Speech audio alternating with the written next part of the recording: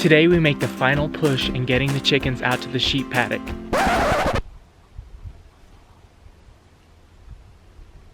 We will not be moving the chickens out to the sheep paddock today. Ashley beat me to getting the chickens out this morning, and I forgot to tell her last night that I wanted to move them today because of the holes they were digging. You decided to free range today? Did you find anything good in there? You can free range today because I don't want you digging any more holes in the paddock.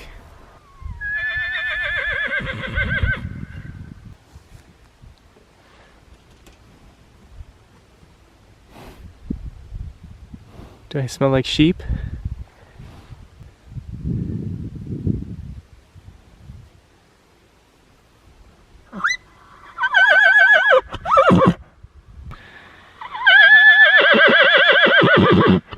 He has been doing that all morning, which is unlike him.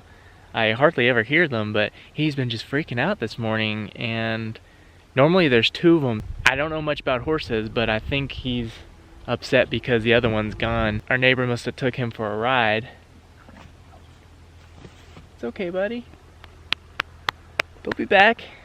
Hang in there.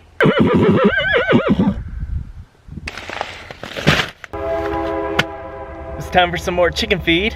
And who lives near the chicken feed store? Pops!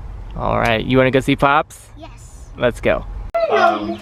So you've converted your bathroom here to the incubation and brooding room. Incubation area, yeah. Can I try one of these ones? See how calm they got? Yes. These are only 3 days old. Otherwise, Renee's going to breed if you leave it long. So you have 10 that just hatched. Out of how many did you incubate? I still have 2 in the incubator. I'm not sure what their, I don't know if they'll produce chicks yet. They might be. So we got 10 out of 14 total. That's a very handy piece of equipment. Yes. You know, it uses very little power, and it keeps the humidity at what percentage? Well, while they're incubating, it's between 50 and 55% for this particular model. And then when the last 3 days before they hatch, then you raise it up to 70%. And the temperature about 100? Between 99.5 and 100 is usually what it keeps. So it's simulating a mama's nesting, brooding area, Yeah. her bare skin where she loses the brooding feathers.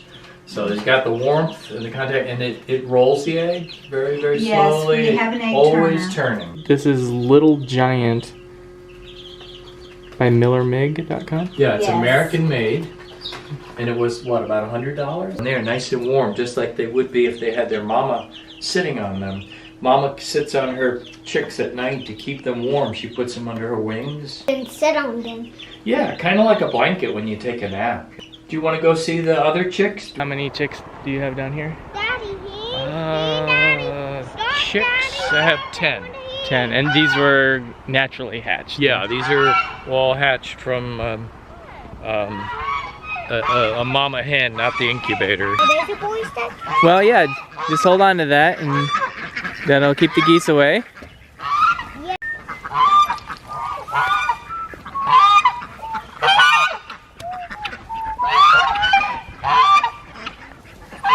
Are you ready? Aww. So cute. There's the model. Yep. What's that? That's their water. I've got to keep it clean though. Hey babies.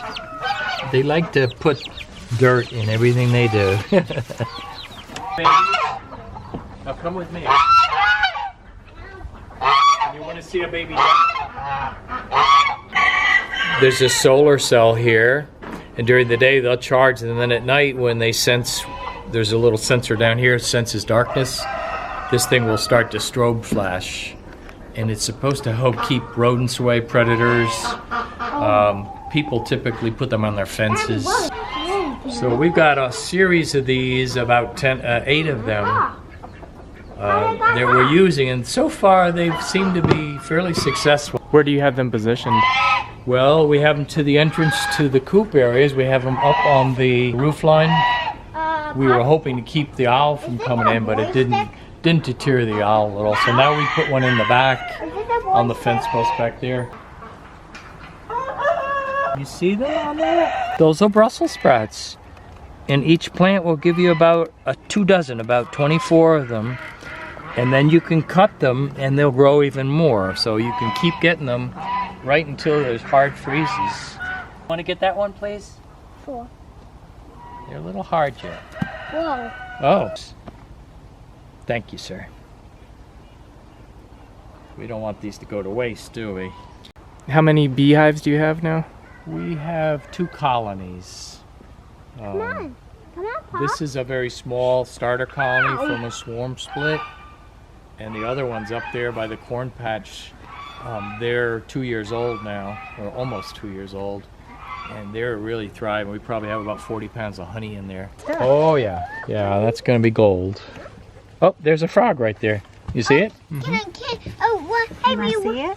So this is mostly Chicken manure, leaves, old peat pellets ground up, Chicken, scraps from scraps from the house, and eggshell, lots of eggshells.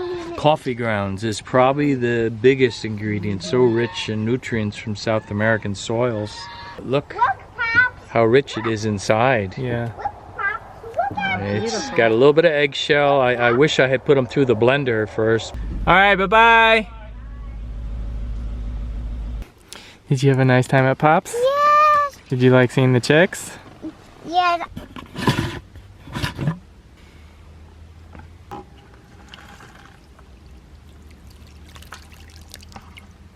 This has a little bit of a fermentation smell going on to it, which is exactly what I'm looking for.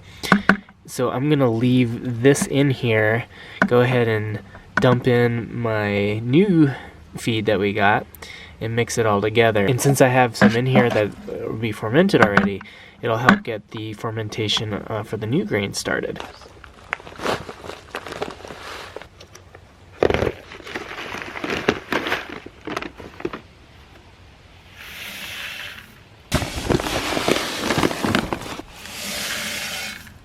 That is a pretty cool sunset.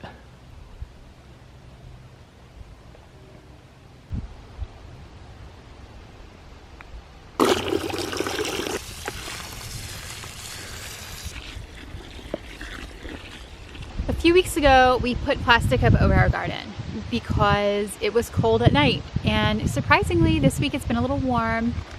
Kind of nice, kind of not. Good news is some of our tomatoes ripened on the vine. And inside our low tunnel, we have some fun new developments to show you.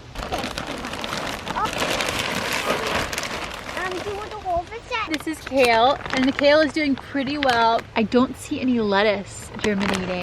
Kind of sad. Maybe I buried it too deep. I don't know. But we love kale, so we're pleased.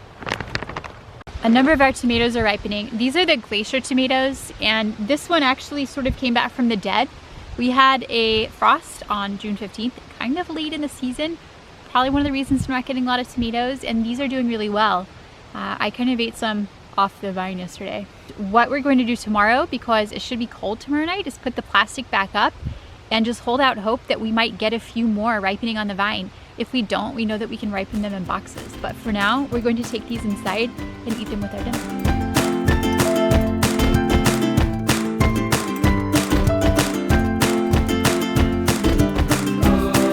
Really, guys? Still not using your shelter?